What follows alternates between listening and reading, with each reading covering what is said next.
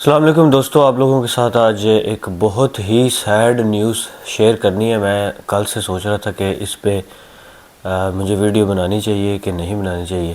کیونکہ جو ہے نا، ایک تو یہ نیوز اس طرح کی ہے، سیڈ ہے میرا مطلب میں خود بہت زیادہ سیڈ ہوں اس نیوز کو سن کے کہ ایک پاکستانی اسٹوڈنٹ ہیں جو مانچسٹر میں تھے اور ان کی ڈیتھ ہو گئی۔ تو آج اس ویڈیو میں تھوڑا سا آپ کو بتاؤں گا کہ کس طرح ہوئی جو مجھے نیوز پتہ چلی۔ تو کل ایک فیس بک گروپ ہے، اس کے اوپر ایک کسی نے پوسٹ کی نیوز تھی یہ کہ بھئی ایک اسٹوڈنٹ تھے جو مانچسٹر میں رہتے تھے، اب مجھے پتہ نہیں ہے، ان کی شاید مانچسٹر یونیورسٹی لکھا ہوا تھا، اور وہ جو اسٹوڈنٹ ہیں وہ سیکیورٹی کی جاب کرتے تھے۔ اب زیادہ تر اسٹوڈنٹ جو ہیں یہاں پہ آپ کو پتہ ہی ہے سیکیورٹی کی جاب کرتے ہیں۔ تو ان کے جو فرینڈ ہیں انہوں نے پوسٹ کی تھی کہ جی ان کی ڈیتھ ہو گئی، اور پھر پولیس آئی بعد میں، ابھی وہ پولیس باڈی کو لے کر گئی ہے، اس کی ابھی انہوں نے انویسٹیگیشن کرنی ہے کہ ڈیتھ کس طرح سے ہوئی، کیونکہ اس کی ایج بھی اتنی زیادہ نہیں تھی، اور اس کی جو family I think back in Pakistan ہے۔ مجھے ساری نیوز کنفرم نہیں ہے، کچھ لوگ یہ کہہ رہے ہیں کہ بھئی وہ سیکیورٹی پہ تھے پچھلے 24 اور 48 گھنٹوں سے، کچھ لوگ کہہ رہے ہیں کنسٹرکشن سائٹس ہوتی ہیں، کچھ لوگ کہہ رہے ہیں وہاں پہ سائٹس جو ہوتی ہیں نا ان کے اوپر ویلفیئر نہیں ہوتی، زیادہ تر جو سائٹس ہیں ان کے اوپر ویلفیئر ہوتی ہے۔ ویلفیئر کا مطلب یہ ہوتا ہے کہ آپ کو کوئی کیبن دیا جاتا ہے جس میں ہیٹنگ ہوتی ہے، جس میں واش روم ہوتا ہے، مطلب زیادہ تر سائٹس تو اس طرح کی ہوتی ہیں۔ لیکن افسوس کے ساتھ کہنا پڑتا ہے کہ جو آپ کو پاکستانی کنٹریکٹر آپ کو اس طرح کی سائٹس دے دیتے ہیں جن میں ویلفیئر نہیں ہوتی، آپ کو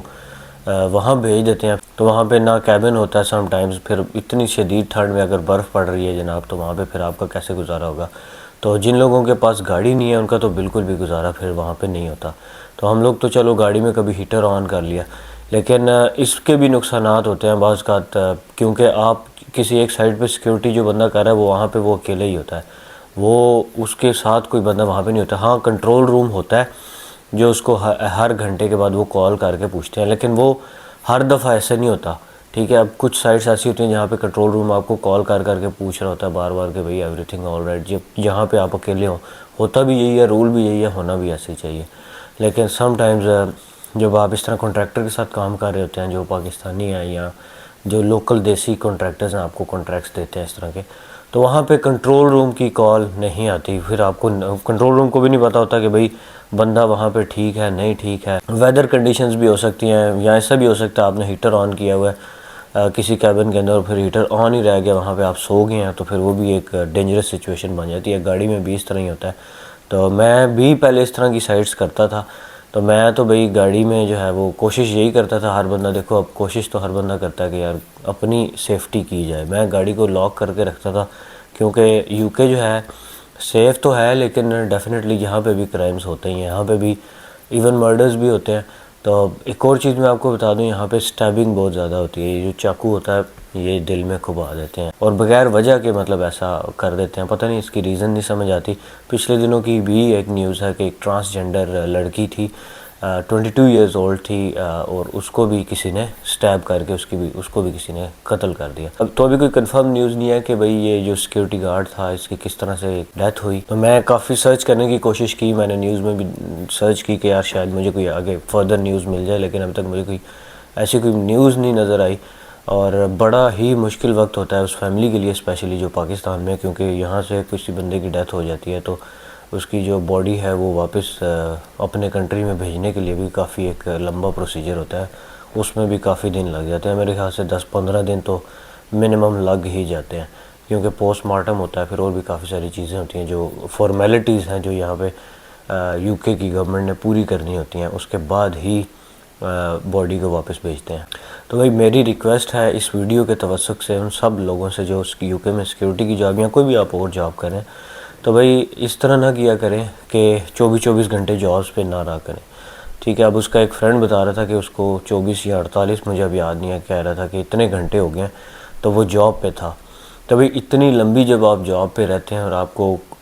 اپنے اون پہ ہیں، مطلب آپ اکیلے ہیں، آپ کے ساتھ کوئی بھی نہیں ہے، تو بھئی پھر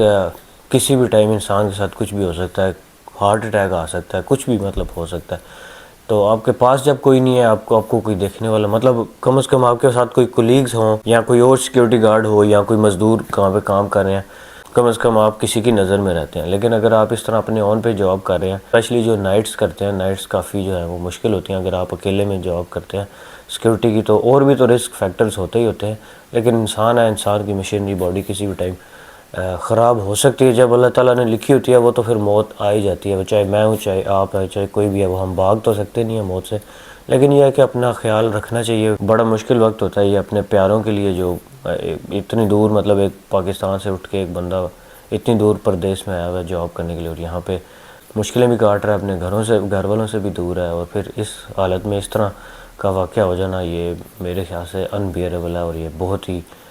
مشکل وقت ہوگا ان کی فیملی کے لیے۔ تو بس یہی ریکویسٹ ہے یار، آپ لوگ سب بھی اپنا خیال رکھا کریں، جاب وغیرہ سیکورٹی کے جو لوگ بھی کر رہے ہیں وہی اپنا بہت زیادہ خیال رکھیں، اپنی جان کو سب سے زیادہ امپورٹنس دیں۔ مطلب خیر ہے، پیسے بھی مجبوری ہے، مجھے پتہ ہے، لیکن 24 گھنٹے 48 گھنٹے میرے خیال سے جاب نہیں کرنی چاہیے۔